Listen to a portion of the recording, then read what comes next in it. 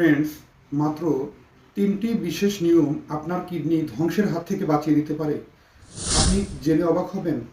প্রতিনিয়ত আমাদের কিডনি সুরক্ষার জন্য বা কিডনিকে সুস্থ রাখার জন্য আমরা যতগুলো ঔষধ এবং বিভিন্ন প্রকার নিয়ম ফলো করছি, তার ভিতরে একটি বিশেষ উপায় হচ্ছে মাত্র ৩টি গুরুত্বপূর্ণ ভুলগুলো শুধরে নিলে বা সঠিক নিয়মটি জানলে এবং সঠিক নিয়মে যদি আমরা ৩টি বিশেষ এই খাবার গ্রহণ করতে পারি বা পানীয়টি গ্রহণ করতে পারি, তাহলে আমার যে কারোরই কিডনি সমস্যা কেটে যাবে।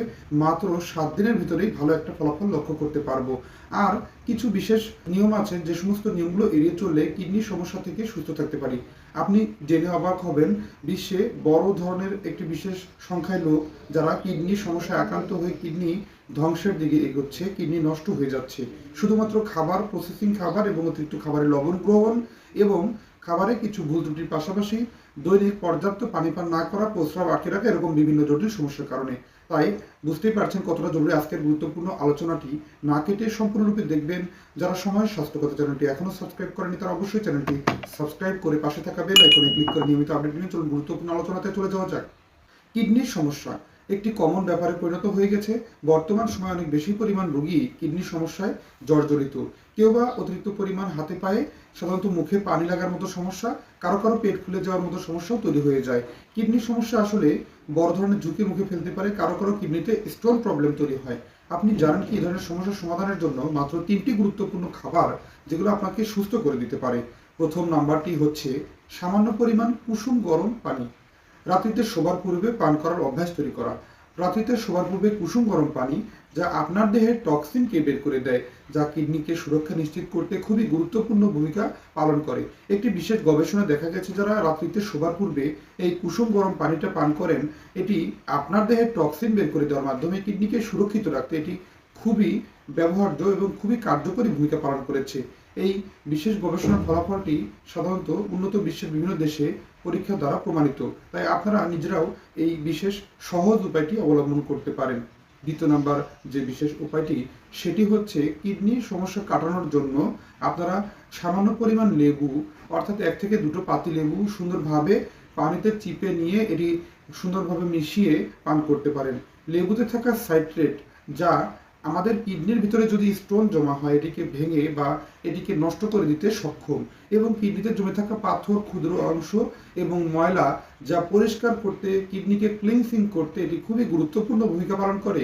এবং এটিকে ভেঙে পাথর থাকলে কিংবা ছোটোখাটো পাথর অংশগুলোকে বা রেনাল স্টোনকে সামান্য পরিমাণ অংশ থাকলে সেগুলো ক্ষুদ্র ক্ষুদ্র কণাকে বাহিরে বের করে নিয়ে আসতে খুবই গুরুত্বপূর্ণ ভূমিকা পালন করে।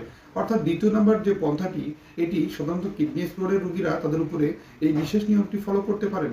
অর্থাৎ আধা গ্লাস বা 1 গ্লাস পরিমাণ পানির ভিতরে সামান্য পরিমাণ, অর্থাৎ 1 থেকে 2টো লেবু, পাতি লেবুর রস সুন্দরভাবে চিপে নিয়ে রসালো অংশটি সুন্দরভাবে মিশিয়ে আপনারা হালকা হালকা করে আস্তে আস্তে পান করতে পারেন, এবং এটি আপনার কিডনি সুরক্ষায় যা খুবই গুরুত্বপূর্ণ ভূমিকা পালন করে।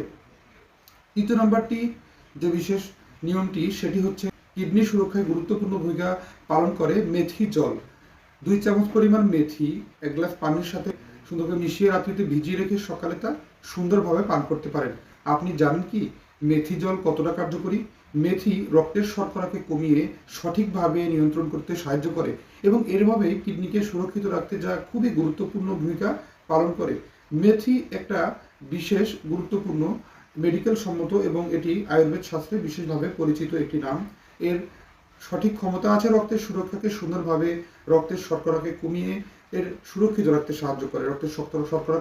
রক্তের শর্করাকে নিয়ন্ত্রণ করতে যা খুবই গুরুত্বপূর্ণ অবদান রেখে চলেছে।